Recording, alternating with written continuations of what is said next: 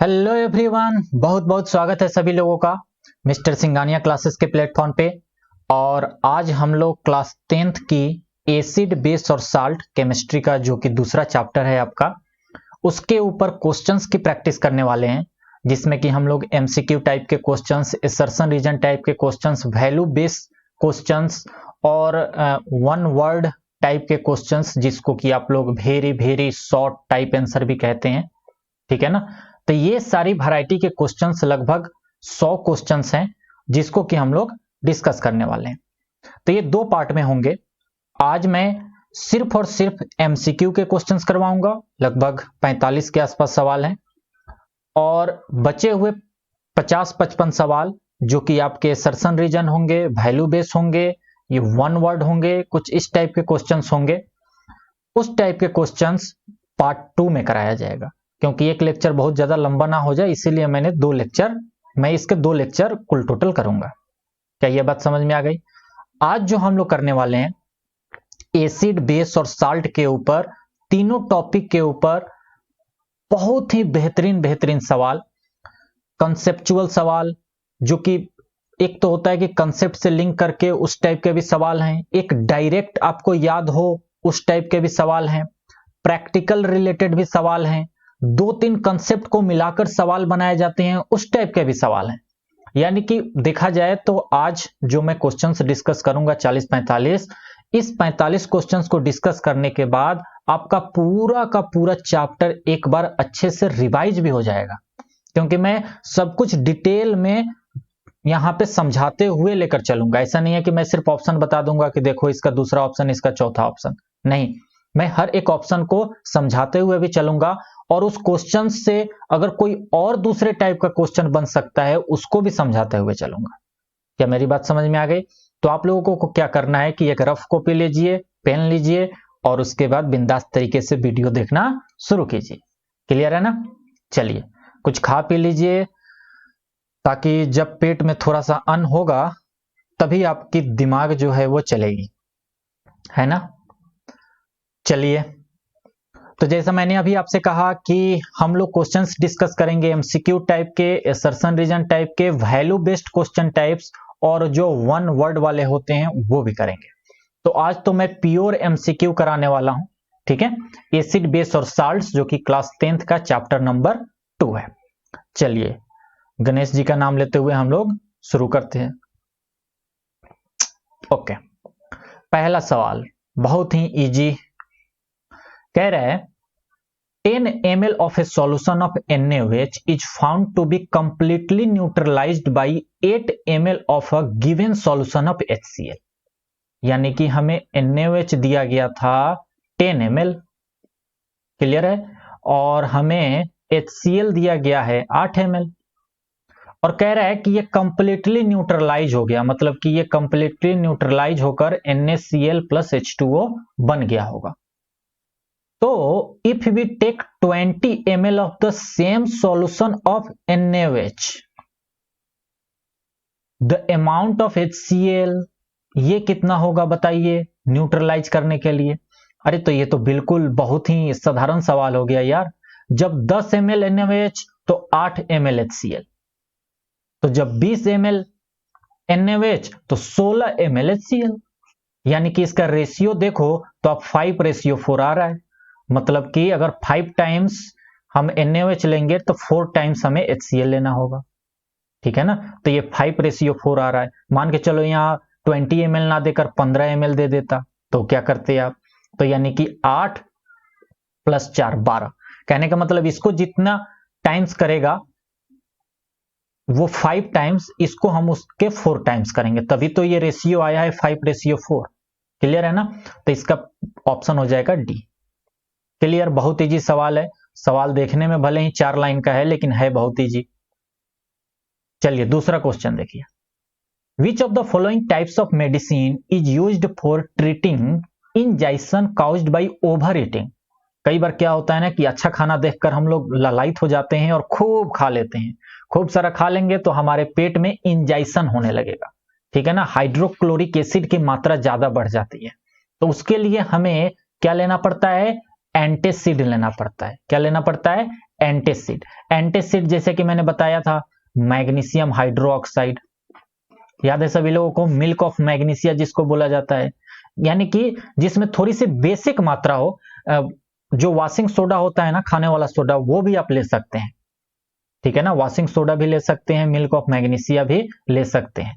ये इस टाइप के एंटासिड आप जब ले लेंगे तो आपने जो कि ललायत होकर जो ज्यादा खाना खाया था, हाइड्रोक्लोरिक एसिड यानी एसिडिटी आपके पेट में ज्यादा हो गई थी, वो कम कर देगा, क्योंकि ये बेस होता है तो ये जाकर न्यूट्रलाइज कर देगा। Okay, third question, a solution reacts with marble chips. Marble chips यानी कि जो मार्बल होते हैं ना, मार्बल का फॉर्मूला सभी लोगों को मालूम है, CaCO3, क्लियर है, CaCO3 मार्बल का हमारा फॉर्मूला होता है। तो ये जो कह रहा है कि एक सॉल्यूशन है जो कि मार्बल चिप्स के साथ मिलकर प्रोड्यूस कर रहा है एक गैस, ओके, विच टर्न्स, जो गैस प्रोड्यूस हो रहा है, which turns lime water milky. तो सॉल्यूशन में क्या होगा, दिमाग लगाइए, इसमें दो कंसेप्ट एक साथ मिलाया गया है। एक सॉल्यूशन है जो कि मार्बल के साथ रिएक्ट करके गैस बना रहा है, और जो गैस है उस गैस के बारे में इंफॉर्मेशन दी गई है कि वो लाइम वाटर को मिल्की कर देता है। लाइम वाटर क्या होता है? कैल्शियम हाइड्रोक्साइड, ठीक है ना। तो ये बात हम लोग जानते हैं बहुत अच्छे तरीके से कि lime water calcium hydroxide CO2 के साथ मिलकर, जब CO2 की रिएक्शन लाइम वाटर के साथ कराते हैं, ये रहा आपका लाइम वाटर, तो क्या हो जाता है, हमें मिल जाता है कैल्शियम कार्बोनेट, जो कि व्हाइट PPT हो जाता है, और जो सॉल्यूशन है वो हमारा मिल्की कलर का हो जाता है। हमारा सॉल्यूशन क्या हो जाता है? मिल्की, ठीक है ना, सॉल्यूशन हमारा पूरा मिल्की कलर, दूधिया कलर का हो जाता है। तो ये CO2 गैस, ये CO2 गैस आया तो वो सॉल्यूशन में क्या होगा? तो जो सॉल्यूशन होता है वो सभी लोगों को ध्यान में होना चाहिए, या तो वो कोई मेटल का कार्बोनेट होगा या किसी मेटल का हाइड्रोजन कार्बोनेट होगा, जो कि एसिड के साथ, किसी भी एसिड के साथ, HCl, H2SO4, कोई भी एसिड हो, ठीक है, जब रिएक्शन होती है तो साल्ट बनता है, CO2 बनता है और H2O बनता है। सभी को दिमाग में आया ना? आया सभी लोगों को दिमाग में? तो बताइए सॉल्यूशन में क्या क्या है? मेटल का कार्बोनेट या मेटल का हाइड्रोजन कार्बोनेट, जो कि इसमें से कोई नहीं है। एसिड है क्या कोई? हाँ एसिड है, C ऑप्शन इसका हो जाएगा। मान के चलिए एसिड ना हो, कल यहां मेटल कोई कार्बोनेट होता तो हम उसको चूज करते, सॉल्यूशन में वो होता, ठीक है ना। सॉल्यूशन में इनमें से कुछ भी हो सकता है, कोई एक मेटल कार्बोनेट हो सकता है, या बाइकार्बोनेट हो सकता है, या कोई एसिड हो सकता है, मतलब तीनों में से कोई भी ऑप्शन में यहां रहता तो हम उसी को चूज करते। अच्छा, अगर यहां 4 ऑप्शन बनाए जाते, पहला ऑप्शन होता Na2CO3, दूसरा ऑप्शन होता H2SO4, तीसरा ऑप्शन होता NaHCO3 और चौथा ऑप्शन होता CaSO4, और कहता कि बताओ इनमें से कौन सा नहीं हो सकता है, तो क्या ऑप्शन हो जाता हमारा? ये D वाला, ये ऑप्शन हो जाता, क्योंकि ये तीनों तो होंगे ही, कोई मेटल कार्बोनेट या मेटल बाइकार्बोनेट तो होंगे ही, और एसिड तो होगा ही, तभी तो जाके साल्ट और CO2 बनेगा। क्या सभी को बात समझ में आ गई? ओके, चलिए,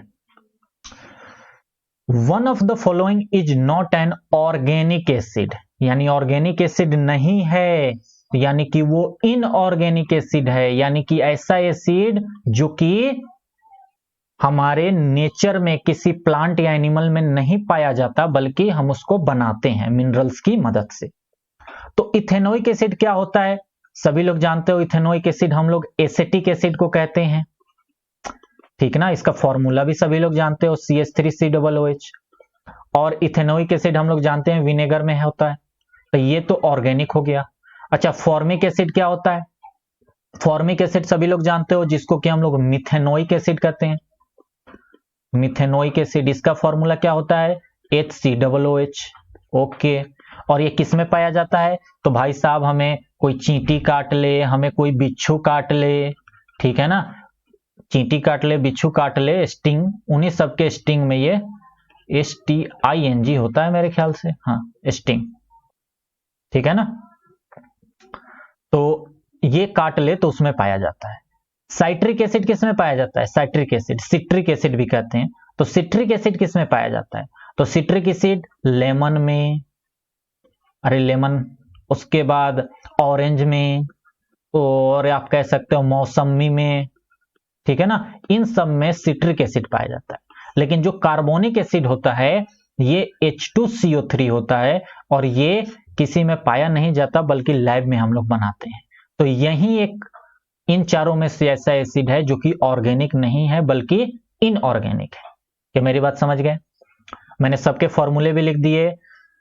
सिट्रिक एसिड का नहीं लिखा क्योंकि सिट्रिक एसिड का थोड़ा सा लंबा होता है, बहुत सारे उसमें COOH और इधर भी कार्बन के साथ COOH, कुछ थोड़ा सा लंबा स्ट्रक्चर होता है, वो आपके मतलब का नहीं है, जब 12th में जाओगे तो पढ़ोगे।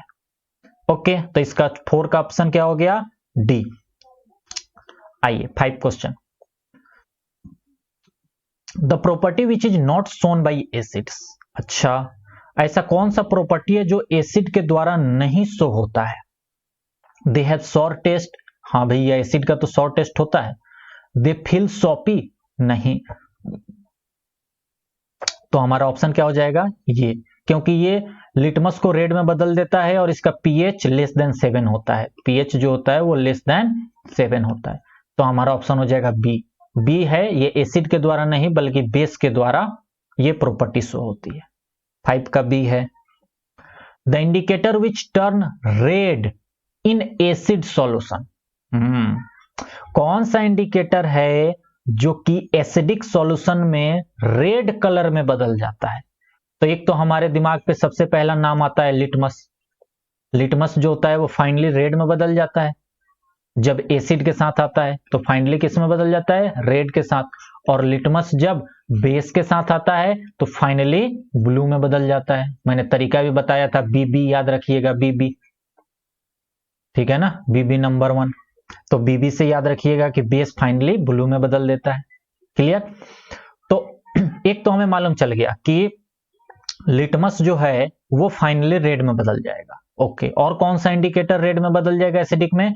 तो ये आप लोगों को ध्यान होना चाहिए कि मिथाइल ऑरेंज, हाँ मिथाइल ऑरेंज जो होता है, मिथाइल ऑरेंज के साथ भी जब एसिड का हम लोग संपर्क कराएंगे तो फाइनली वो रेड में बदल जाएगा। फिनोप्थिलीन के साथ एसिड पर कोई प्रभाव नहीं पड़ता, याद रखना।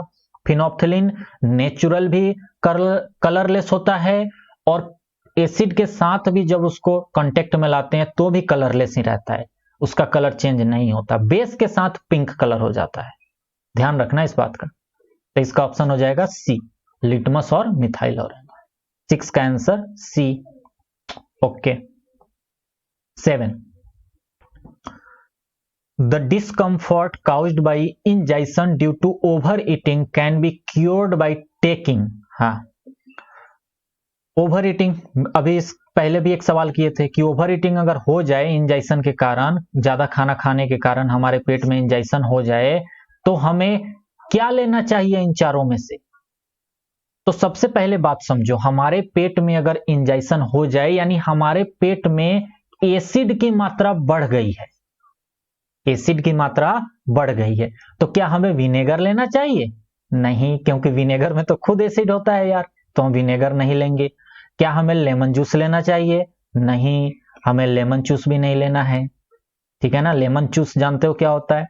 जब हम लोग छोटे थे ना तो बचपन में हम लोग जो टॉफी होती थी ना उसको गांव में हम लोग लेमन जूस कहते थे। लेमन जूस यानी कि उसको चूसते हैं ना, तो उसको कहते थे लेमन जूस। तो लेमन जूस भी नहीं लेंगे क्योंकि लेमन में एसिड पाया जाता है।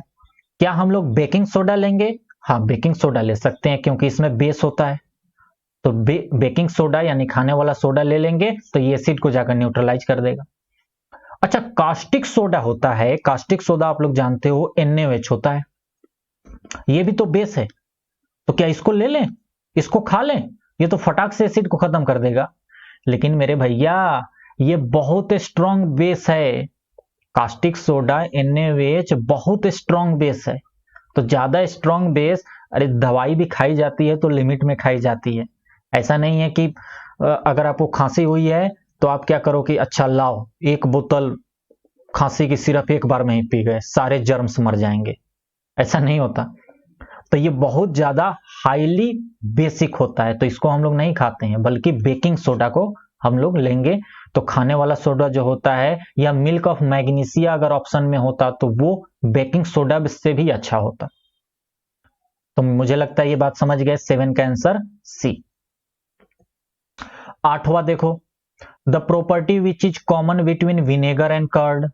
कौन सी प्रॉपर्टी है जो विनेगर और कर्ड दोनों में एक बराबर होगी? तो भैया विनेगर भी एसिडिक होता है और कर्ड भी एसिडिक होता है। कर्ड में क्या होता है? लैक्टिक एसिड, और विनेगर में क्या होता है? Acetic acid. इन सब का स्वीट टेस्ट होता है, इन सब का बीटा टेस्ट होता है, ये टेस्टलेस होते हैं और सॉर टेस्ट होते हैं। मुझे लगता है बताने की जरूरत नहीं है, एसिडिक है तो इन सब का सॉर टेस्ट होगा। दही खाते हैं तो थोड़ा सा खट्टा तो लगता ही है, विनेगर भी खट्टा लगता है, तभी तो अचार में डाला जाता है। क्या बात समझ में आ गई? 9 नंबर क्वेश्चन देखिए, the indicator which produces a pink colour in an alkaline solution. अभी पीछे बताया कि फिनोप्थिलीन जो होता है वो एल्कलिन सॉल्यूशन को फाइनली किस में बदल देता है? पिंक कलर में। तो 9 का आंसर हो जाएगा सी। ओके, ये तो डायरेक्ट याद वाली बात है, जिसको याद होगा वो डायरेक्ट कर लेगा। 10 नंबर सवाल देखो, a solution reacts with zinc granules to give a gas which burns with a pop sound. Okay, जो गैस है, एक सॉल्यूशन है जो कि जिंक के साथ रिएक्ट हो रही है और रिएक्ट करके एक गैस बन रहा है जो कि पॉप साउंड के साथ बर्न हो रहा है। तो हमारे दिमाग में तुरंत आ जाना चाहिए कौन सा गैस पॉप साउंड में बर्न होता है? H2 gas. तो यानी कि गैस तो H2 निकला होगा। जिंक के साथ जब हम लोग मेटल के साथ किसी एसिड का रिएक्शन कराते हैं, किसी एसिड का, जैसे यहां पे कौन सा एसिड दिया रखा है? HCl दे रखा है। तो जब हम लोग मेटल के साथ एसिड का रिएक्शन कराते हैं तो हमें साल्ट मिलता है और H2 गैस मिलता है जो कि पॉपिंग साउंड के साथ बर्न होता है। क्या बात समझ में आ गई? तो सॉल्यूशन में क्या होगा? जिंक के अलावा HCl होगा। तो ऑप्शन डी आंसर हो गया। ओके, 10 सवाल हम लोगों ने कर लिए। 10 सवाल में आपने देखा 10 सवाल मैंने कराए, लेकिन मैंने एक एक सवाल को डिस्कस किया है, तो ये 10 ना होके बल्कि 15 मानो, ठीक है ना? क्योंकि डिस्कशन का यही फायदा होता है। डिस्कशन का फायदा होता है कि बहुत सारी चीजें जब मैं बताता हूं तो उससे और भी बहुत सारे सवाल बनने लगते हैं और वो भी क्लियर होते जाते हैं। इसीलिए 40 से 50 सवाल अगर मैं डिस्कस कर दूं उतना आपके लिए पर्याप्त है, उससे ज्यादा करने की जरूरत नहीं है, उतना पर्याप्त है, ठीक है ना? चलिए, अभी तक मैंने जो क्वेश्चन डिस्कस किए ये मेनली एसिड के ऊपर था, ठीक है ना? अब जो सवाल आएगा वो मेनली बेस और बेस की प्रॉपर्टी के ऊपर होगा। आइए, one of the following is a medicine for indigestion. कौन सा होता है भैया? साफ साफ नाम लिख रखा है, मैग्नीशियम हाइड्रोक्साइड, साफ साफ लिख रखा है। तो देखो, इंजाइसन वाला जो है ये अभी तक 3 तरीके से सवाल पूछ लिया गया। एक वहां पे पूछा था कि क्या यूज करते हैं, तो एंटीसिड यूज करते हैं। दूसरा, उसने 4 ऑप्शन दे दिए थे कि बताओ इनमें से तुम क्या खाओगे, तो तुम्हें मालूम होना चाहिए कि कौन सी चीज में क्या पाया जाता है, उसमें एसिड पाया जाता है कि बेस पाया जाता है, और यहां पे डायरेक्ट नाम से पूछ लिया। तो इसीलिए कहा जाता है कायदे से पढ़ाई करना चाहिए, और एक भी इसमें ऐसी चीज नहीं है जो मैंने ना पढ़ा रखी हो। हर एक चीज मैंने पढ़ा रखी है। जो बच्चे रेगुलर मेरे वीडियो देखे होंगे, जो पढ़े होंगे, उनको मालूम होगा, हर एक चीज मैंने पढ़ा रखी है। चलिए, one of the following is a medicine for indigestion that is the magnesium hydroxide. Clear? Formula सभी को मालूम है, मैग्नीशियम हाइड्रोक्साइड। आइए आगे चलते हैं। 12 नंबर सवाल, बी स्टिंग। बी क्या होती है भैया? मधुमक्खी। अगर मधुमक्खी हम लोगों को काट ले तो मधुमक्खी काटती है तो हमारे अंदर क्या छोड़ जाती है? मधुमक्खी की स्टिंग जो है उसके अंदर एसिडिक लिक्विड होता है। क्या होता है? एसिडिक। इसीलिए अगर कभी मधुमक्खी काट ले तो उस पर बेस वाली कोई चीज लगानी चाहिए, जैसे कि आप चूना लगा लो, जैसे कि आप क्या कहते हैं पेस्ट लगा लो, जैसे कि आप साबुन लगा लो, ठीक है ना, मतलब जिसमें बेस हो वो वाली चीज लगा लेनी चाहिए।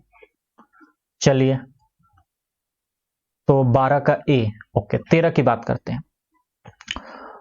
WASP वास्प, वास्प स्टिंग में क्या होता है? जानते हो वास्प कहते किसको है? हड्डा। अरे कभी ना सुना होगा यार, वो पीले पीले कलर का हड्डा होता है ना, पीले कलर का भी होता है और थोड़ा सा मैरून कलर का भी होता है शायद, हल्का काले टाइप, उसी को हड्डा बोलते हैं।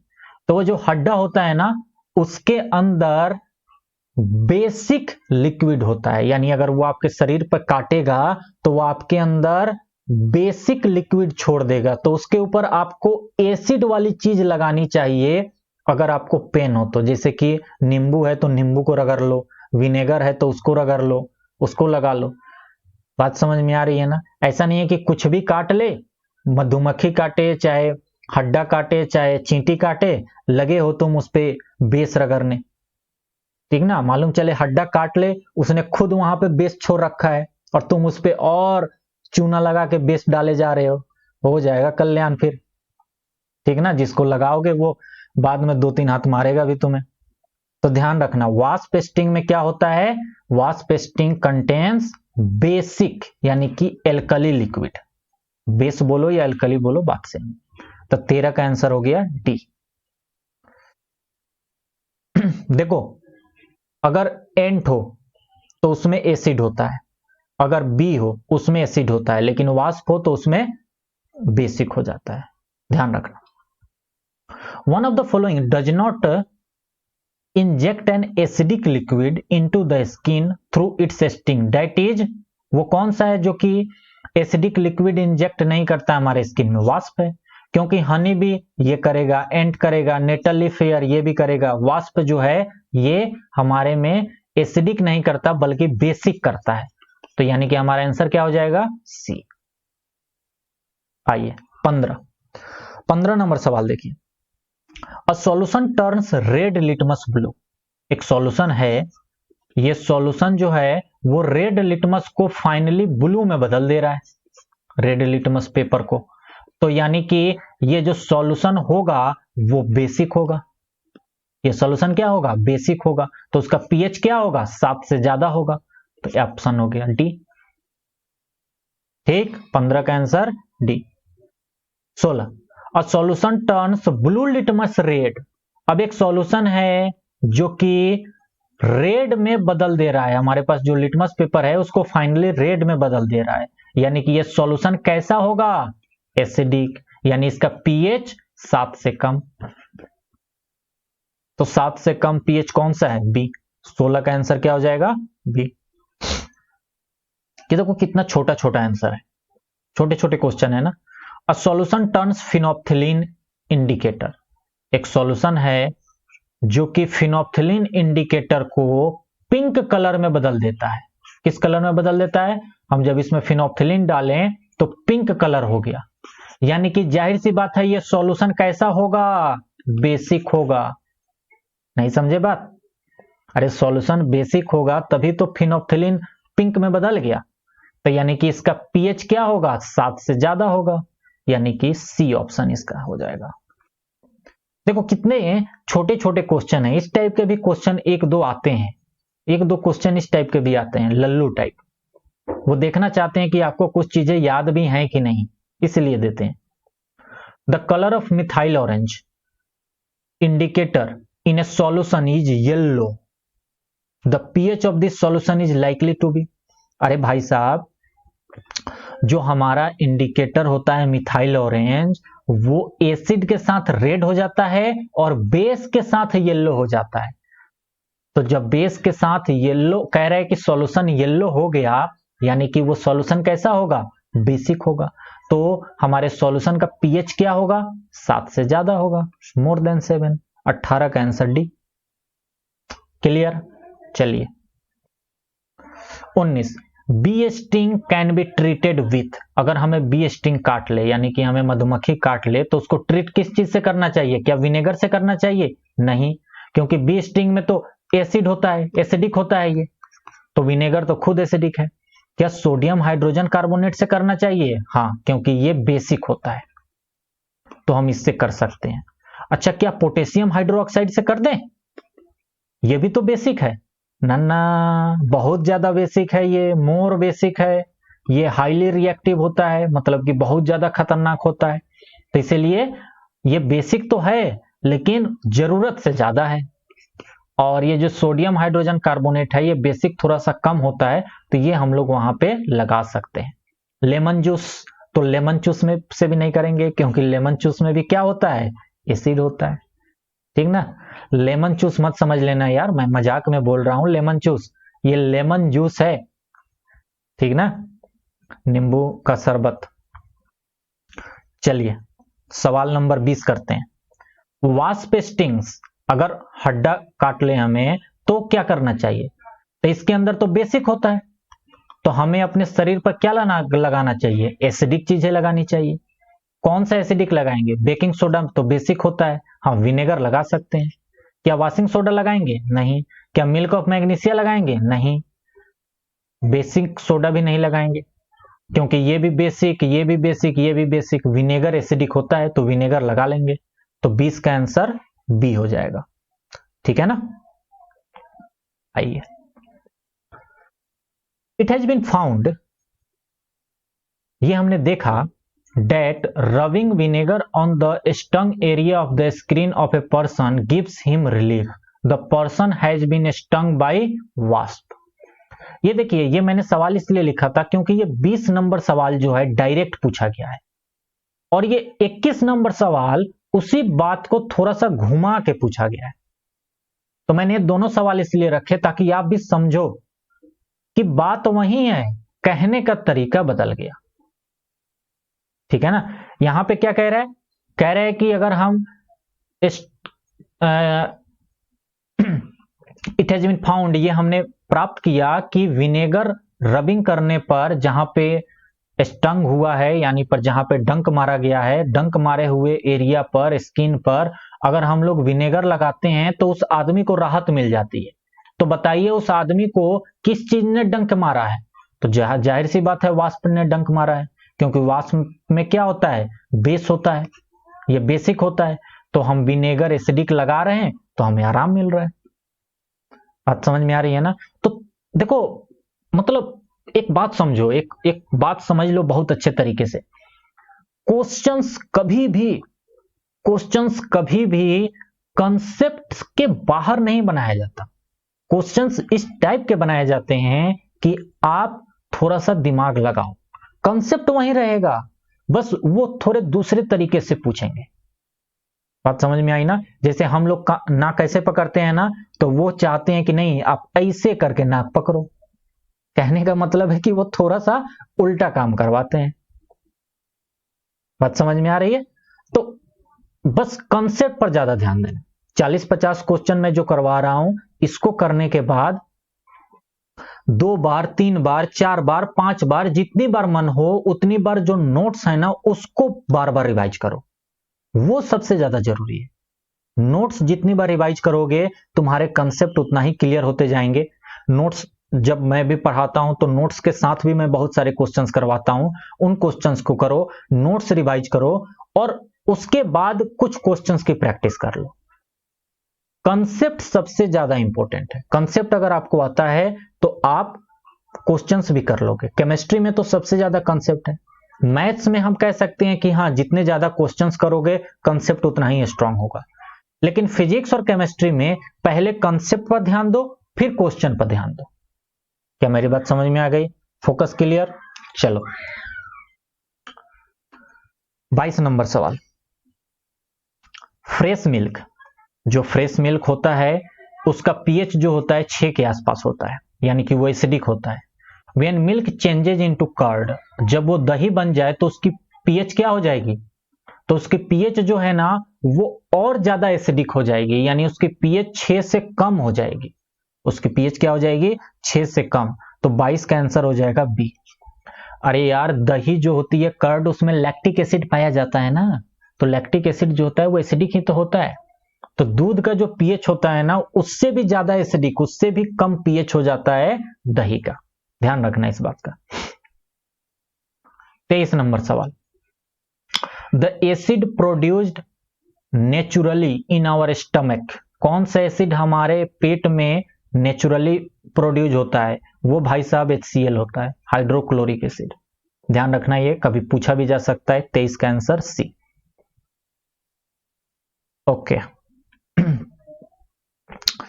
24 नंबर सवाल, द डेफोडिल प्लांट्स, एक प्लांट्स होता है daffodil, best grow in a soil having a pH range 6.0 to 6.5। Daffodil plant जो है, इसके बीच में अगर मिट्टी का सॉइल का जो पीएच है वो रहे तो पैदावार जो होती है वो अच्छी होती है।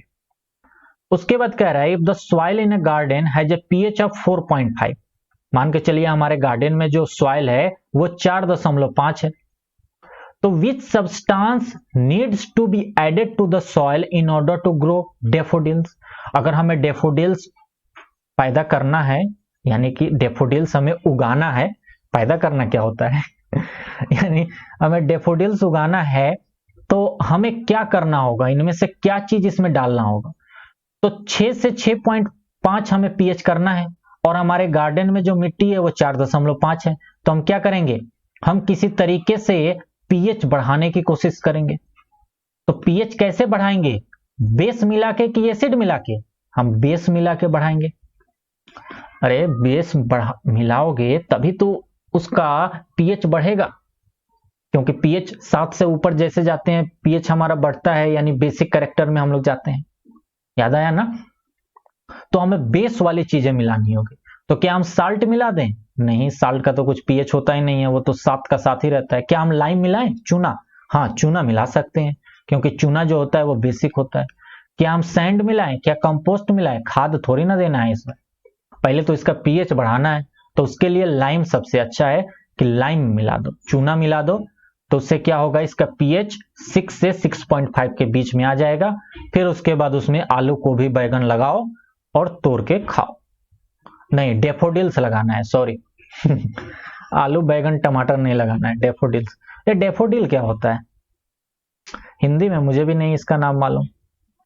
चलिए, आप लोगों को मालूम हो तो कमेंट में बताइएगा मुझे, या मैं लेक्चर के बाद देख लूंगा डेफोडिल क्या होता है। चलिए 25 नंबर सवाल। अब देखिए, अभी तक हम लोग जो कर रहे थे ये सब बेस के ऊपर ज्यादा सवाल थे, ठीक है ना। अब हम लोग जो करने वाले हैं वो साल्ट के ऊपर ज्यादा सवाल है। किसके ऊपर? साल्ट के ऊपर। तो आप देख रहे हैं मैं हर टाइप के सवाल करा रहा हूं, हर टाइप के सवाल। अभी कुछ प्रैक्टिकल टाइप के भी सवाल मैंने कुछ करवाए, अभी कुछ आगे भी करवाऊंगा, तो प्रैक्टिकल रिलेटेड सवाल भी आपके इसी में कवर अप हो रहे हैं। चलिए आइए, थोड़ा सा पानी पी ले क्या? आपको भी पीना है तो आप भी पी लीजिए पानी।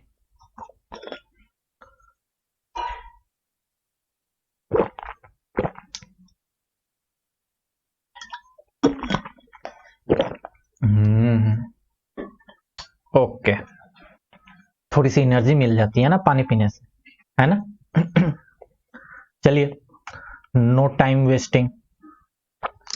यूट्यूब पे एक्चुअल में क्या है ना, पढ़ाने में अगर ज्यादा टाइम वेस्ट कर दो तो बच्चे ऐसे देखते हैं कि सर ने 1 घंटे में 10 क्वेश्चन कराया है, नहीं नहीं नहीं, ये अच्छा नहीं है। अच्छा, 1 घंटे में 100 क्वेश्चन कराया है, हाँ ये अच्छे है। 1 घंटे में 100 क्वेश्चन कराया है, इतने अच्छे से समझाया जा रहा है ना। कोई और टीचर होगा जो कि इतना ही टाइम में 100 क्वेश्चन कराया हो, तो वो अच्छा, हाँ वो बहुत अच्छे हैं, हाँ। और यहाँ पे एक एक क्वेश्चन को समझा के अगर कराया जा रहा है तो नहीं, जल्दी जल्दी मारो, उतना समय नहीं है। आजकल मैं देख रहा हूं, आजकल लोग जो है ना बहुत ज्यादा, मतलब कि जल्दीबाजी में रहते हैं, हर चीज को चाहते हैं कि कोई शॉर्टकट हमें मिल जाए, हर चीज को शॉर्टकट तरीके से करना चाहते हैं। देखिए, कुछ काम शॉर्टकट तरीके से हो सकते हैं, लेकिन पढ़ाई कभी भी शॉर्टकट तरीके से नहीं होती, कभी भी नहीं होती।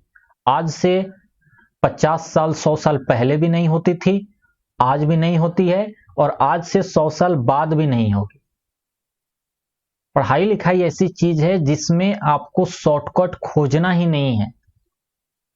कई बच्चे मुझसे कहते हैं कि भैया इसका शॉर्टकट बता दो, क्या होगा। कोई फायदा नहीं है उसका। बताने के लिए बताया जा सकता है, हर चीज का शॉर्टकट तो है ही। बहुत सारी चीजों का, मैथ्स में बहुत सारी चीजों का शॉर्टकट है, लेकिन मैं कभी नहीं बताता। ठीक है ना, कभी नहीं बताता मैं, क्योंकि उससे आपका नुकसान है यार। बात समझ में आ रही है ना, उससे आपका नुकसान है। आप मेन चीज को खो दोगे और शॉर्टकट के पीछे भागोगे। तो इसीलिए कभी भी शॉर्टकट के पीछे मत भागो। जहां जरूरत होती है वहां हम लोग खुद बता देते हैं। अधिकतर जगह तो मैं नहीं बताता। बहुत सारे टीचर हैं कि बहुत सारे शॉर्टकट बता देते हैं, लेकिन मैं कोशिश करता हूं कि शॉर्टकट ना ही बताऊं। चलिए आइए, come to back on our questions. 25 नंबर क्वेश्चन देखिए, कितना बेहतरीन क्वेश्चन है ये। इस टाइप के मैंने 3-4 सवाल रखे हैं, इसको समझ जाइएगा तो वो आगे के भी कर लेंगे आप। देखिए, the salt which will give an acidic solution on dissolving in water. कह रहा है कि इनमें से कौन सा साल्ट है जिसको कि जब हम पानी में डालेंगे तो हमें एसिडिक सॉल्यूशन देगा। तो कौन सा साल्ट हमें एसिडिक सॉल्यूशन देगा? दिमाग लगाइए। अरे भाई साहब, ऐसा साल्ट, कोई भी साल्ट हो, देखो कोई भी साल्ट होता है तो वो एक पॉजिटिव पार्ट से बना होता है और एक निगेटिव पार्ट से बना होता है, ठीक ना। यानी किसी साल्ट का निर्माण कैसे होता है? हम किसी एसिड और बेस का रिएक्शन कराते हैं तो साल्ट का निर्माण होता है और पानी बनता है। बात समझ में आ रही है ना। तो अगर हम स्ट्रॉन्ग एसिड ले लेंगे, स्ट्रॉन्ग एसिड ले लेंगे और वीक बेस ले लेंगे तो हमारा जो साल्ट बनेगा वो एसिडिक बनेगा। मैंने पढ़ाया था ये बात। तो यानी कि कौन सा इसमें साल्ट आपको लग रहा है? क्या KCl लग रहा है? तो KCl में अगर ध्यान से देखो तो अगर तुम KCl को पानी में डालोगे तो क्या होगा? OH और H अलग अलग होता है पानी का H अलग हो जाता है और OH माइनस अलग हो जाता है और K में जाकर OH मिल जाता है और यहां HCl। तो ये भी है स्ट्रॉन्ग बेस और ये भी है स्ट्रॉन्ग एसिड, तो ये तो एसिडिक सॉल्यूशन नहीं हुआ। अच्छा, दूसरा आओ, ये है अमोनियम क्लोराइड। अमोनियम क्लोराइड में जब हम लोग पानी डालेंगे तो ये अमोनियम के पास चला जाएगा OH और HCl, क्लोरीन के पास आ जाएगा H। तो ये होता है आपका weak base. Ammonium hydroxide weak base होता है और HCl होता है स्ट्रॉन्ग एसिड। तो कुल टोटल हमारा ये जो सॉल्यूशन होगा ये कैसा होगा? एसिडिक होगा। तो 25 का आंसर क्या हो जाएगा? बी। ये सोडियम कार्बोनेट का देख लो। सोडियम कार्बोनेट को जब तुम इसमें पानी डालोगे तो क्या हो जाएगा? Na के साथ OH आ जाएगा और हाइड्रोजन जो है वो CO3 के साथ आ जाएगा, 2 हाइड्रोजन। तो ये तो वीक एसिड हो जाता है। तो ये सॉल्यूशन तो एसिडिक ना बन के बल्कि बेसिक बन जाएगा। यहां भी वही काम होगा, यहां भी NaOH बन जाएगा और एसिटिक एसिड बन जाएगा CH3COOH जब इसमें पानी डालोगे तो ये भी वीक एसिड होता है। वीक एसिड होता है ना एसिटिक एसिड, क्योंकि ये ऑर्गेनिक एसिड होता है। तो इस बात को देखो, उसने मतलब कि एक बहुत ही अच्छे कंसेप्ट का एक क्वेश्चन का रूप दे दिया है। बात समझ में आई ना। तो यहां का आंसर हमारा बी पार्ट होगा, क्योंकि अमोनियम क्लोराइड अगर पानी में मिलाएंगे तो HCl एसिड बनेगा और अमोनियम हाइड्रोक्साइड बेस बनेगा। तो स्ट्रॉन्ग एसिड होने के कारण हमारा सॉल्यूशन जो होगा वो क्या होगा? एसिडिक होगा। तो 25 का आंसर बी। 26 देखो, 26 नंबर सवाल कह रहा है कि इनमें से कौन सा साल्ट है जिसको जब हम लोग पानी में डिजोल्व करेंगे तो एल्कलीन सॉल्यूशन बनेगा। तो यानी कि हमें देखना होगा क्या कि स्ट्रॉन्ग बेस बने और वीक एसिड बने। स्ट्रॉन्ग बेस बने और वीक एसिड बने। तो अमोनिया, सोडियम कार्बोनेट, हाँ बिल्कुल सही बात है। सोडियम कार्बोनेट में हम जब पानी डालेंगे तो सोडियम हाइड्रोक्साइड बनेगा। H2O जो है सो H प्लस और OH माइनस में टूट जाता है और Na के पास OH चला जाएगा और कार्बोनेट के पास हाइड्रोजन आ जाएगा। 2H2O ले लो, ठीक है, इसको 2 कर लो, बैलेंस हो गया। क्लियर? 2 दूनी 4, 2 दूनी 4, 2 2 2, हाँ बैलेंस हो गया। Na2SO4, इसको अगर तुमने पानी डाला तो क्या बन जाएगा? ये बन जाएगा NaOH। NaOH तो बनेगा, लेकिन H2SO4 सल्फ्यूरिक एसिड, यानी कि यहां पे स्ट्रॉन्ग एसिड भी बन गया और स्ट्रॉन्ग बेस भी बन गया। तो ये कुल टोटल ना तो एल्कली सॉल्यूशन बनेगा ना ही एसिडिक सॉल्यूशन बनेगा, बल्कि न्यूट्रल सॉल्यूशन बन जाएगा। और हमें बनाना क्या है? Alkali solution. तो मेरे ख्याल से पहला ऑप्शन सबसे अच्छा है। दूसरा ऑप्शन में भी देखो NaOH और HCl बनेगा। इसमें आपका एसिडिक बन जाएगा, क्योंकि H2SO4 हाईली बन जाएगा ना। अगर इसमें पानी डालोगे तो अमोनियम हाइड्रोक्साइड बनेगा और H2SO4 बनेगा, जो कि स्ट्रॉन्ग एसिड होता है। और अमोनियम हाइड्रोक्साइड क्या होता है? वीक बेस होता है। तो ये तो एसिडिक सॉल्यूशन बन गया। तो बेसिक सॉल्यूशन कौन बनाएगा? एल्कलिन सॉल्यूशन कौन बनाएगा? पहला ऑप्शन। बहुत दिमागी सवाल है ये, है कुछ भी नहीं, लेकिन जिनको कंसेप्ट अच्छे से नहीं आता ना, उनके लिए यही सवाल कठिन होगा। और हालांकि ये सवाल है इजी, इसको अगर हम लोग कैटेगरी में रखें तो इसको इजी और मीडियम के बीच में रख सकते हैं। लेकिन जिन लोगों का कंसेप्ट ही क्लियर नहीं होगा ना, उन लोगों के लिए यही टफ सवाल होगा। क्या करें? 27 नंबर देखो, the salt which give a neutral solution. अब कह रहा है कि ऐसा साल्ट बताओ जो कि न्यूट्रल दो, यानी कि स्ट्रॉन्ग एसिड हो और स्ट्रॉन्ग बेस भी हो। तो मेरे ख्याल से KCl आपको डायरेक्ट दिख गया होगा। क्यों? क्योंकि इसमें KOH भी है और HCl है। पानी डालोगे तो KOH और HCl में टूट जाएगा, जो कि स्ट्रॉन्ग बेस भी है। ये स्ट्रॉन्ग बेस है और ये आपका स्ट्रॉन्ग एसिड है। और बाकी में देख लो, यहाँ पे स्ट्रॉन्ग बेस आ जाएगा, यहाँ पे स्ट्रॉन्ग एसिड आ जाएगा, यहाँ पे स्ट्रॉन्ग बेस आ जाएगा। लेकिन इसी में है कि स्ट्रॉन्ग एसिड और स्ट्रॉन्ग बेस होगा, जिसके कारण से न्यूट्रल सॉल्यूशन बनेगा। क्लियर? आइए 28 नंबर सवाल देखिए, the products of chlor alkali process. Chlor alkali process क्या होता है? सभी को ये दिमाग में होना चाहिए भाई साहब, ठीक है ना। कास्टिक सोडा का प्रिपरेशन ये होता है कि जब हम लोग NaCl प्लस H2O, मतलब ब्राइन, NaCl प्लस H2O क्या बोलते हैं? ब्राइन। इसको जब हम लोग इलेक्ट्रिसिटी देते हैं, क्या देते हैं? इसको करंट देते हैं, विद्युत देते हैं, तो क्या होता है? NaOH बनता है, Cl2 बनता है, और NaOH Cl2 और H2, हाँ देखो मैं भी भूल गया था, NaOH Cl2 और H2। जो Cl2 बनता है वो एनोड पे बनता है और H2 बनता है वो कैथोड पे बनता है।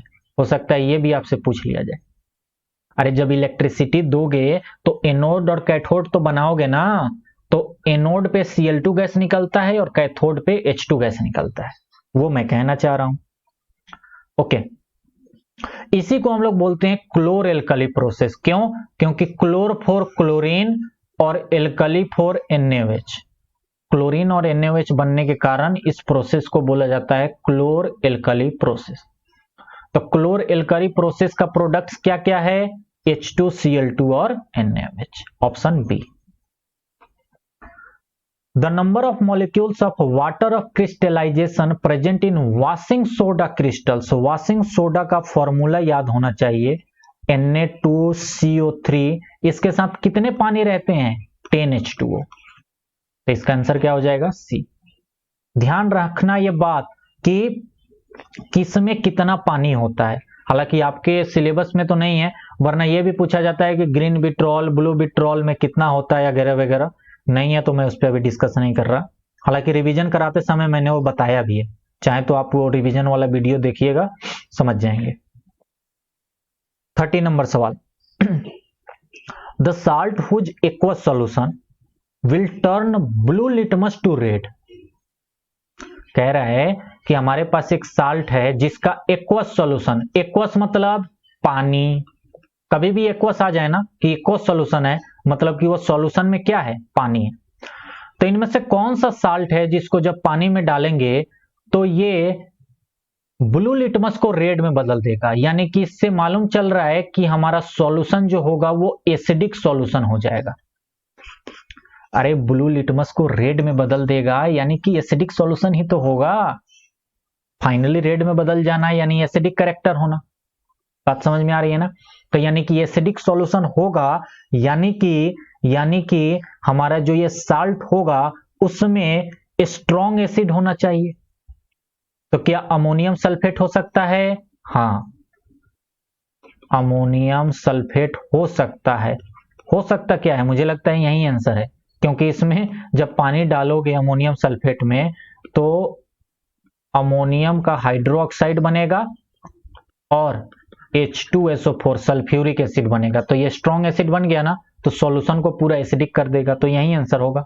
सोडियम एसीटेट में तो बेसिक बन जाएगा सोडियम हाइड्रोक्साइड, इसमें भी सोडियम हाइड्रोक्साइड और इसमें पोटेशियम हाइड्रोक्साइड। तो ये तो स्ट्रॉन्ग ये बन जाएगा आपका बेसिक, ये भी बेसिक, और ये सोडियम क्लोराइड है तो ये तो न्यूट्रल बन जाएगा। ठीक है ना, सोडियम क्लोराइड है तो ये न्यूट्रल बन जाएगा। तो हमें एसिडिक चाहिए क्योंकि फाइनली रेड में बदल रहा है। तो यानी कि ऑप्शन ए, 30 का आंसर ए। 31 सवाल, सेम वही बात, लेकिन अब कह रहा है कि एक्वस सॉल्यूशन जो है साल्ट का वो रेड लिटमस को ब्लू में बदल दे रहा है, यानी हमारा अब सॉल्यूशन जो है वो कैसा है, बेसिक है। तो देख लो कौन सा साल्ट है जो स्ट्रॉन्ग बेस बनाएगा, पोटेशियम सल्फेट। तो भाई साहब पोटेशियम सल्फेट तो ये तो न्यूट्रल बनेगा क्योंकि KOH और H2SO4 दोनों स्ट्रॉन्ग एसिड स्ट्रॉन्ग बेस होते हैं। सोडियम सल्फेट भी, अरे सोडियम हाइड्रोक्साइड और H2SO4 बनेगा, न्यूट्रल बनेगा। सोडियम क्लोराइड ये भी न्यूट्रल बनेगा। पोटेशियम कार्बोनेट, हाँ पोटेशियम कार्बोनेट बन जाएगा। पोटेशियम कार्बोनेट में जब पानी डालोगे तो क्या होगा, KOH बनेगा और H2CO3 बनेगा, और H2CO3 जो होता है वो वीक एसिड होता है। अच्छा, कई लोगों को तो ये भी हो सकता है ना मालूम हो कि वीक एसिड किसको कहते हैं और स्ट्रॉन्ग एसिड किसको कहते हैं। वीक एसिड कौन कौन से हैं और स्ट्रॉन्ग एसिड कौन कौन से हैं, कई लोग होंगे जिनको नहीं मालूम होगा। तो मुझे तो लगता है वो लोग समझ ही नहीं पाए होंगे अभी तक कि जितने सवाल मैंने कराए हैं। भैया अगर आपको नहीं मालूम है तो आप पढ़ाई छोड़ दो, ठीक है ना। मैंने पढ़ाने समय भी बताया है, रिवीजन के समय भी बताया है, कम से कम 3-4 strong acid, 3-4 weak acid, 2-3 strong base, 3-4 strong weak base, ये चारों मैंने बताए हैं और बोला था कि इसको अभी के लिए याद कर लो, आगे चल के आपको समझ में आ जाएगा कि क्यों स्ट्रॉन्ग एसिड और वीक एसिड कहते हैं। रिवीजन में भी मैंने बताया। अब कायदे की पढ़ाई जिन लोगों ने नहीं की होगी उन लोगों का तो कुछ नहीं हो सकता, मैं क्या कर सकता हूं। चलो 32 नंबर देखो सवाल, the salt whose aqueous solution will have no effect on either red litmus और ब्लू लिटमस। कह रहा है कि कौन सा साल्ट है जिसका एक्वस सॉल्यूशन जो है वो ना ही तो रेड लिटमस और ना ही ब्लू लिटमस पर कोई इफेक्ट नहीं देगा, मतलब न्यूट्रल सॉल्यूशन होगा। समझ रहे हो ना, इनकी भावनाओं को समझो। ये कहना चाह रहे हैं कि हम न्यूट्रल सॉल्यूशन होंगे, उसको थोड़ा सा दूसरे तरीके में लिख दिया। तो यानी कि हमें स्ट्रॉन्ग एसिड और स्ट्रॉन्ग बेस वाला खोजना होगा। कौन सा, सोडियम एसीटेट नहीं, अमोनियम सल्फेट नहीं, सोडियम कार्बोनेट नहीं, पोटेशियम सल्फेट, हाँ पोटेशियम सल्फेट। क्यों भैया पोटेशियम सल्फेट, क्योंकि इसमें जब पानी डालोगे तो KOH बनेगा और H2SO4 बनेगा, ये स्ट्रॉन्ग बेस, ये स्ट्रॉन्ग एसिड, यानी कि न्यूट्रल बनेगा। 32 का आंसर ए। 33 नंबर सवाल देखिए, the aqueous solution of one of the following salts. कह रहा है कि इनमें से किसी का एक्वस सॉल्यूशन जो है वो फिनोप्थिलीन इंडिकेटर को पिंक बदल देगा। अरे तो फिनोप्थिलीन को पिंक कौन बदलता है, बेसिक। जिस सॉल्यूशन का बिहेवियर बेसिक हो वही तो फिनोप्थिलीन को पिंक बदलेगा। तो इनमें से कौन सा बेसिक आपको लग रहा है, क्या KCl लग रहा है, नहीं, K2SO4 नहीं, स्ट्रॉन्ग एसिड स्ट्रॉन्ग बेस बनेगा। K2CO3, हाँ, क्योंकि यहां पे KOH स्ट्रॉन्ग एसिड बनेगा, स्ट्रॉन्ग बेस बनेगा, KOH स्ट्रॉन्ग बेस बनेगा, और यहां पे तो HNO3 बन जाएगा जो कि स्ट्रॉन्ग एसिड है, और ये स्ट्रॉन्ग बेस, तो ये तो न्यूट्रल बन जाएगा। मुझे लगता है समझ गए। 33 का आंसर सी। ओके, आइए 34, the formula of baking soda. कभी कभी ऐसे भी पूछ लेते हैं कि बताओ प्लास्टर ऑफ पेरिस का फॉर्मूला क्या होगा, बेकिंग सोडा का फॉर्मूला क्या होगा, ब्लीचिंग पाउडर का फॉर्मूला क्या होगा। तो ये भी थोड़ा सा दिमाग रखना, ठीक ना। एक सवाल मैंने करा के इस बात पे भी आपको इंडिकेट कर दिया। अब 5 सवाल तो मैं नहीं लिख सकता कि बताइए बेकिंग सोडा का क्या फॉर्मूला होगा, ब्लीचिंग पाउडर का क्या होगा, वॉशिंग सोडा का क्या होगा, प्लास्टर ऑफ पेरिस का क्या होगा, कॉस्टिक सोडा का क्या होगा। आप याद रखो किस टाइप के भी सवाल पूछे जा सकते हैं। तो बेकिंग सोडा का डायरेक्ट फॉर्मूला आप लोगों को याद होना चाहिए, NaHCO3। तो 34 का आंसर हो गया C. 35, which of the following is treated with chlorine to obtain bleaching powder. कौन सा इसमें है जिसको क्लोरीन के साथ हम रिएक्शन करके ब्लीचिंग पाउडर बनाते हैं। तो ब्लीचिंग पाउडर बनाने का तरीका होता है कैल्शियम हाइड्रोक्साइड की रिएक्शन जब Cl2 से कराते हैं तो कैल्शियम ऑक्जीक्लोराइड बनता है जिसको कि ब्लीचिंग पाउडर कहते हैं। लो, ब्लीचिंग पाउडर का फॉर्मूला लिख दिया, याद कर लेना। लाइम ऑफ क्लोरीन भी इसको कहते हैं, lime of chlorine. Lime calcium oxide के लिए और क्लोरीन Cl2 के लिए। ये सब कुछ रिवीजन में मैंने करा रखा है। तो कैल्शियम हाइड्रोक्साइड हो गया। चलिए 35 का आंसर बी। आगे चलें 36, plaster of Paris is prepared by heating one of the following to a temperature of 100 degree Celsius. This is, कौन सा है, किसको 100 डिग्री सेल्सियस पर हीट करते हैं तो प्लास्टर ऑफ पेरिस मिलता है भाई। तो हम लोग जानते हैं कि CaSO4 CaSO4.2H2O, CaSO4.2H2O जिसको हम लोग जिप्सम बोलते हैं। क्या बोलते हैं? Gypsum, GYPSUM, gypsum. इसको जब 100 डिग्री सेल्सियस पर रिएक्ट करते हैं, हीट करते हैं 100 डिग्री सेल्सियस देकर, तब ये CaSO4.12H2O बनता है और 3/2H2O निकाल देता है। इसी को हम लोग प्लास्टर ऑफ पेरिस बोलते हैं, जो कि हड्डी टूटने पे व्हाइट कलर की जो लगती है वो यहीं लगती है, प्लास्टर ऑफ पेरिस। क्लियर है? 36 का आंसर मिल गया। प्लास्टर ऑफ पेरिस का क्या फॉर्मूला होता है ये भी मिल गया। कोई जिप्सम का फॉर्मूला मिले ये भी मिल गया। जिप्सम में कितने नंबर ऑफ कितने H2O के मॉलिक्यूल होते हैं ये भी आपको मालूम चल गया, 2 होते हैं। देखो कितने सवाल बनाए जा सकते हैं, 3-4 सवाल बन गए यहां। इसीलिए मैं कहता हूं कंसेप्ट पर ध्यान दो यार। क्वेश्चंस तो बहुत सारे बन सकते हैं, कंसेप्ट पर ध्यान दो। चलो 37 नंबर सवाल, अ साल्ट हुज एक्वस सॉल्यूशन, एक साल्ट है जिसका aqueous solution will have a pH of more than 7। इस तरह से भी सवाल पूछा जा सकता है कि कौन से साल्ट का pH 7 से ज्यादा होगा,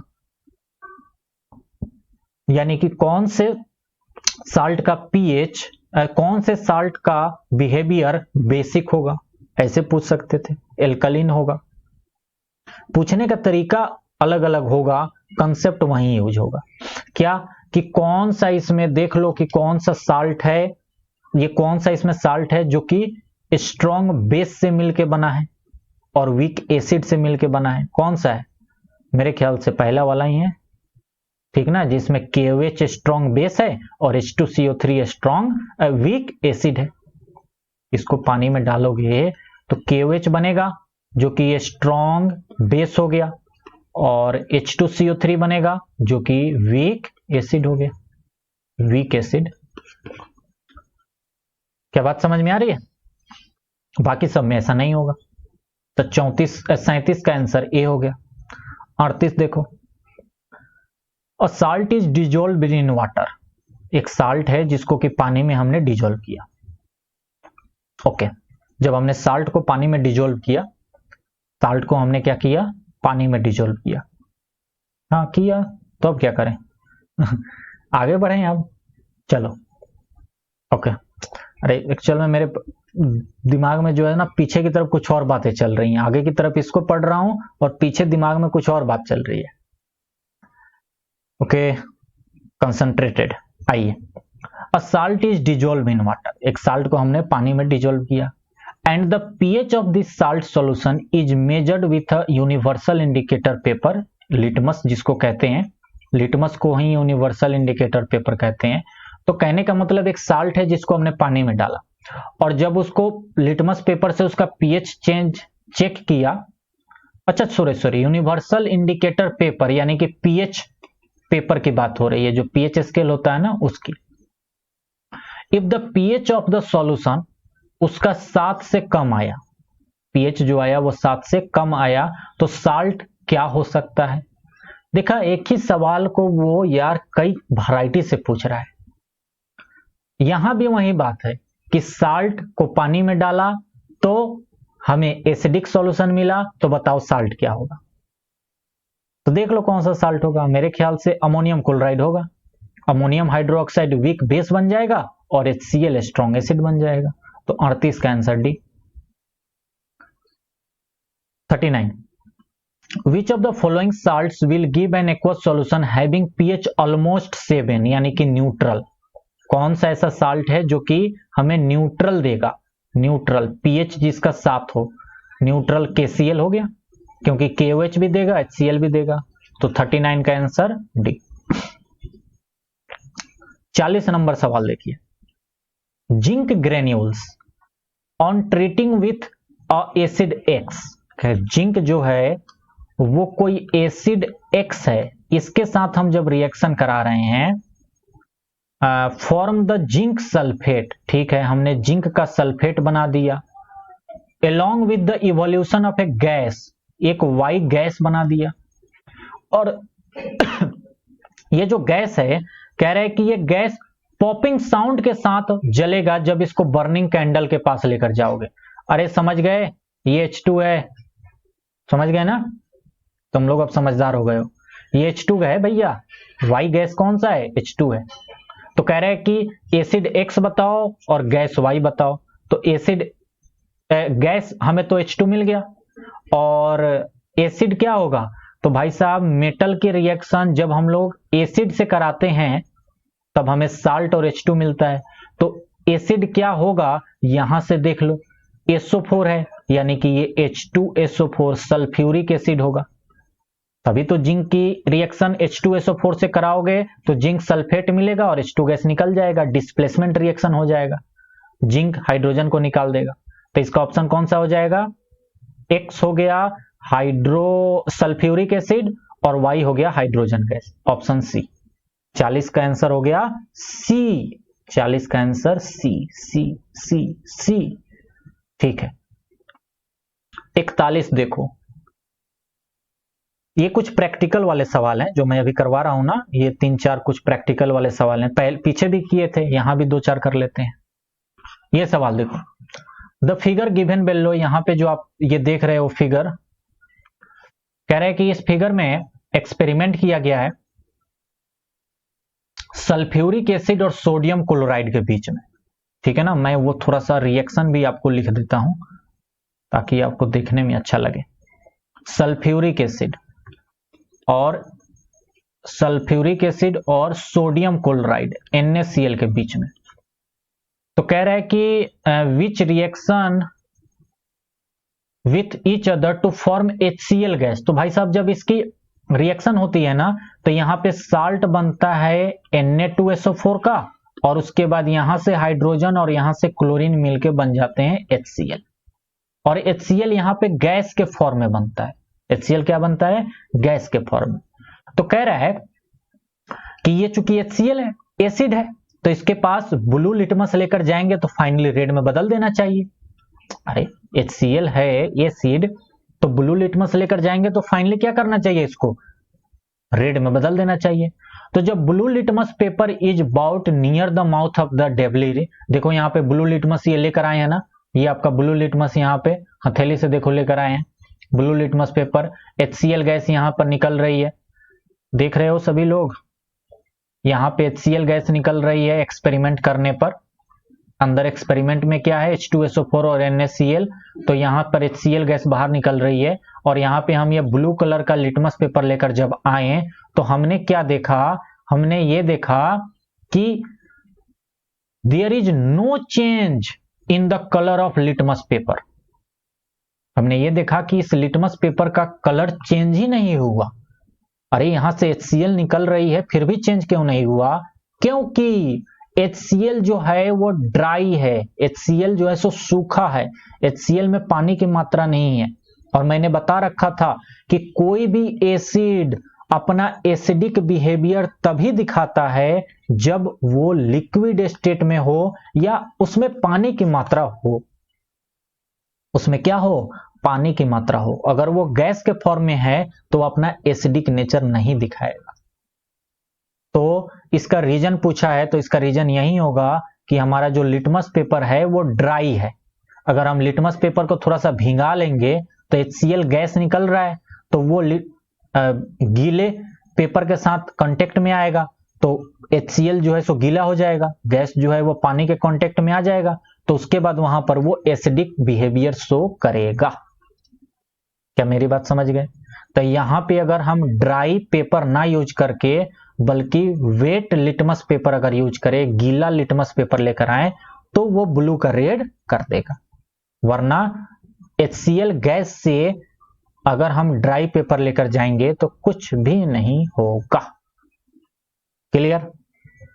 आइए एक सवाल और करते हैं। कॉपर सल्फेट का क्रिस्टल्स जो होता है, कॉपर सल्फेट क्रिस्टल्स, जो कि मैं अभी बोल रहा था, इसका नाम मैं आप लोगों को बता दूं कि कॉपर सल्फेट डॉट 5H2O। कितने H2O? 5H2O। तो ये जो कॉपर सल्फेट के क्रिस्टल होता है ना, कॉपर सल्फेट का क्रिस्टल, इसमें 5H2O होता है, कॉपर सल्फेट डॉट 5H2O। इसको हम लोग ब्लू विट्रोल बोलते हैं क्योंकि ये ब्लू कलर का होता है। क्लियर है ना? कह रहे हैं कि जब इसको हमने स्ट्रांगली हीट किया तो इसने अपना पानी जो है सो छोड़ दिया। मतलब पहले हाइड्रेटेड था, अब अनहाइड्रेटेड हो गया, यानी कि अब सिर्फ क्या बचा? CaSO4। पानी जो है सो हट गया, पानी अलग हो गया। और अब CaSO4 जो होता है ना, ये व्हाइट कलर का होता है। तो कलर में क्या चेंजमेंट हुआ? तो ब्लू कलर से व्हाइट कलर चला गया, ब्लू से व्हाइट चला गया। 42 का आंसर बी। तो ये जिसको रिएक्शन याद होगी वो आराम से कर लेगा, NCERT में भी है, ये मैंने भी पढ़ाया है। क्लियर है ना बात? तो MCQ टाइप के क्वेश्चंस बनाने के लिए तो बहुत सारे बन सकते हैं भाई। मैंने अभी आपको बताया कि मैं कुछ भी बना सकता हूं। एक टॉपिक लेकर, एक छोटा सा टॉपिक लेकर 10 क्वेश्चन मैं बना सकता हूं, ठीक है ना? 10 क्वेश्चन एक छोटे से टॉपिक पर। लेकिन वो जो है सो रायता फैलाने से कुछ भला नहीं होने वाला। तो इसीलिए आप लोग मेरी बात सुनिए, ये जो 42 क्वेश्चन मैंने सिर्फ MCQ रिलेटेड डिस्कस किए हैं, इसको अच्छे से आप लोगों ने कर लिया। फिर मैं कुछ क्वेश्चंस आप लोगों के लिए assertion reason type, value based type, one word type, इस टाइप के क्वेश्चन ला दूंगा, तो उससे आपका पूरा का पूरा कंप्लीट हो जाएगा। उसके बाद फिर शॉर्ट आंसर टाइप और लॉन्ग आंसर टाइप भी क्वेश्चंस हम लोग कुछ डिस्कस कर लेंगे। हालांकि वो तो नोट से ही हो जाते हैं, लेकिन फिर भी एक बार अगर जरूरत होगी, आप लोगों के कमेंट आएंगे तो मैं वो भी करवा दूंगा। क्लियर है ना? तो पहले ये सारे क्वेश्चन डिस्कस कीजिए, जो आपके पास नोट्स हैं उनको 2 बार 3 बार खूब रिवाइज कीजिए। ओके? अगर एग्जाम आपके नजदीक हैं तो 2 बार 3 बार तो रिवाइज कीजिए खूब अच्छे से, तभी आपका कल्याण होगा।